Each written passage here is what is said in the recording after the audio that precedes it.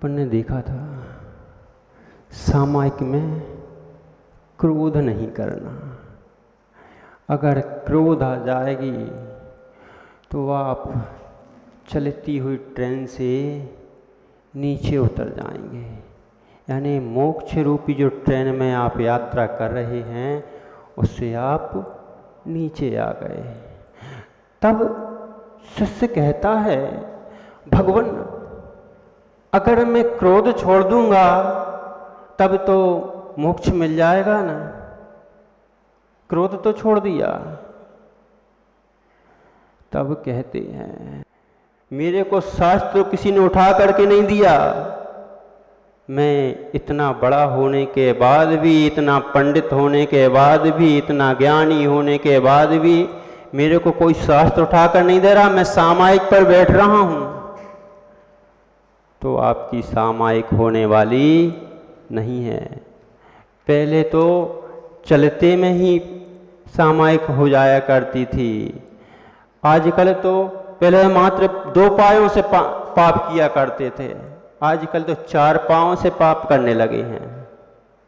पहले मात्र 2 पायों से पाप किया करते थे, अब 4 पायों से करने लगे। कैसे? कसायों के शिकंजे में कसते जा रहे हैं, संसार की सारी जिंदगी मस्तिष्क में, गंदगी मस्तिष्क में भरे जा रहे हैं। पहले पाप हम 2 पायों से किया करते थे, अब 4 पायों से किए जा रहे हैं। समाज को बांटते जा रहे हैं, अपने आप को धर्मात्मा घोषित किए जा रहे हैं।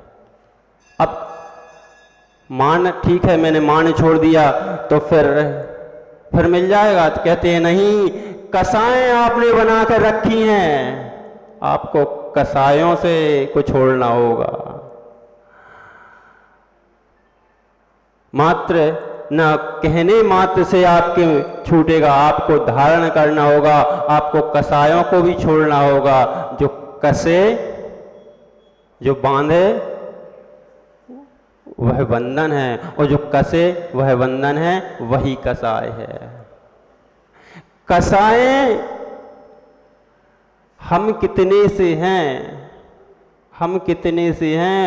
अरे कसाएं तो उस सम्यक दृष्टि भरत ने को भी नहीं छोड़ा। वही वी कसाय मान के चक्कर में अपने भैया को नहीं पहचाना, उसने भी बाहुबली पर चक्र छोड़ दिया, मेरे आगे झुक नहीं रहा, मैं इसको जीत लूंगा और यह मेरे अधीन हो जाएगा। कसाई तो यह भाई को भाई नहीं पहचानती, कसाई तो वह हुआ करती हैं।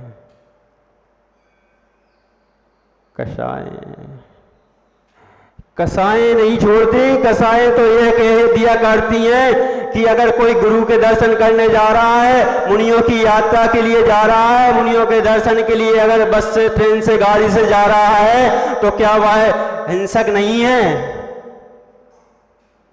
क्या उसे पाप नहीं लगता? यह सब कसाय का आवेग है। आपको ज्ञानी सचिन भैया, आपको कोई तीर्थ यात्रा वंदना के लिए जा रहा है, उसमें पाप दिख रहा है, और जो आप 24 घंटे गाड़ी से इंद्रिय भोग के लिए जा रहे हो, उसमें पाप नहीं लग रहा क्या? तीर्थ वंदना, मुनियों के दर्शन से तो पुण्य बंद होगा और पापों का क्षय होगा, और तुम जा रहे हो कसायों से भरकर, व्यवहार में जा रहे हो, इंद्रिय भोगों में जा रहे हो, तो वहां पर क्या पाप नहीं लगेगा? गाड़ी से दूध के ढबरा लेकर के दूध लेने जा रहे हो, पाप नहीं लगेगा? नवकोटि से जीवों की हिंसा कर रहे हो, पाप नहीं लगेगा? घर में नहा रहे हो और सावन लगा कर नाली में पानी बहाए जा रहे हो, क्या पाप नहीं लगेगा? दूसरे से कहते हो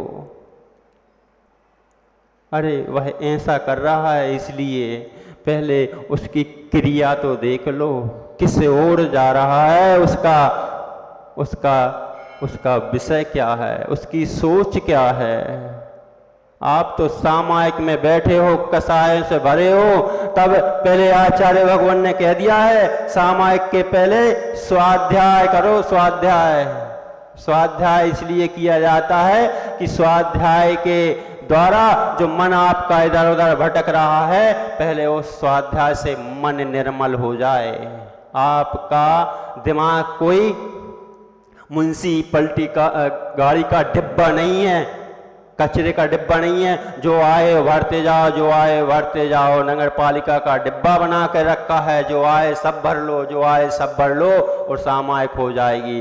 तब कहते हैं नहीं, आपका मस्तिष्क वह है जहाँ की यह देह देवालय में विराजमान भगवान आत्मा बैठी है, उसको पवित्र करने का यह मस्तिष्क है।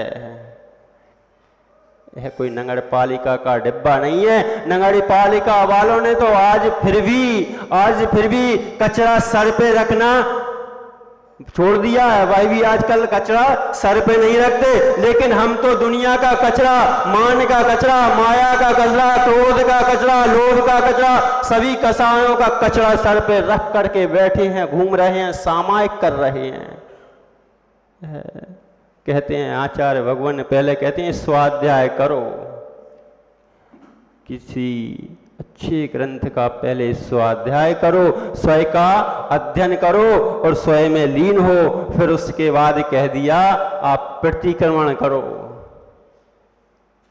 प्रतिक्रमण करो, क्योंकि प्रतिक्रमण से आपके जितने दोष लगे हैं, पहले आप उन दोषों की व्याख्या कर लो और मन से जितने क्रोध, मान, माया, लोभ आदि भर के रखे हैं वह निकाल दो, तब आपके सामायिक में मन लगेगा। नहीं तो आप सामायिक करते रहना, मन तो लगा है, तन तो लगा है सामायिक में, मन भटक रहा है दुनिया में।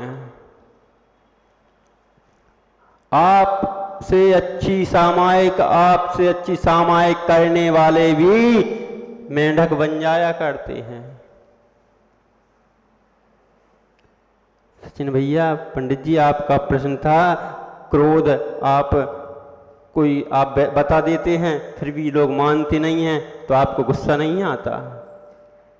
भैया यहाँ हम गुस्सा करने के लिए नहीं बैठे हैं। यहाँ पर रोड पे साइनिंग बोर्ड लगा होता है, वह साइन बोर्ड मात्र दिशा दर्शाता है कि इस दिशा में जाना है, आप जाओ या ना जाओ। ये ब्रेकर है, गाड़ी स्लो करो या ना करो। अगर गाड़ी स्लो नहीं करोगे तो आप ठुकोगे। आप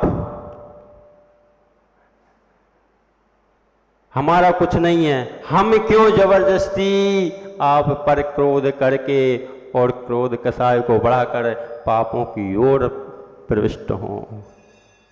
साइन बोर्ड कभी नहीं कहता, साइन बोर्ड दिशा दर्शा देता है। ऐसा ही मुनिराज जो हुआ करते हैं वह दिशा निर्देशन कर दिया करते हैं, दिशा बता दिया करते हैं साइन बोर्ड की तरह कि यहाँ पर गड्ढा है, यहाँ स्लो चलो, यहाँ पर मोड़ है, यहाँ पर गाड़ी स्लो चलाओ, आगे टर्निंग है, आप गाड़ी स्लो चलाओ। अब चलाना या नहीं चलाना है स्वयं चालक के ऊपर है। स्वयं जो चालक हुआ करता है उसी के ऊपर है। हमने बता दिया आप विषय भोगों से पाप का बंध होता है, आप करो या ना करो। हमारा काम था साइन बोर्ड की तरह मात्र प्रदर्शित करना। अब आप बहुत से पहले हमें करना क्या है, मान छोड़ना है, क्रोध छोड़ना है। जब तक क्रोध, मान, मायाचारी, लोभ भी बहुत बुरी चीज है। मान में तो यहाँ तक हो गया। एक बार एक प्रसंग बताया था आचार्य भगवान विभा सागर जी ने। बोले आचार्य जी जब दीक्षा दे रहे थे तो 5 दीक्षाएं फाइनल हुई थी, उनमें 5 दीक्षाएं फाइनल हुई।